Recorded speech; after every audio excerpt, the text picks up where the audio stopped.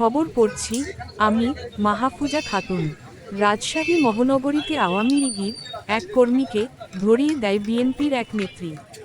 এ ঘটনাকে কেন্দ্র করে বিএনপির দুই গ্রুপের মধ্যে বাগবিতণ্ডা শুরু হয়।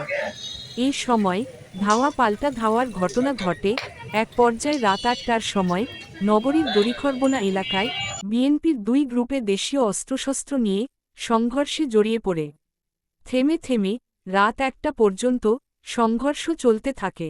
সংঘর্ষের সময় এক সাংবাদিকের মোটরসাইকেল সহ ২টি মোটরসাইকেল পুড়িয়ে দেয় সংঘর্ষকারীরা।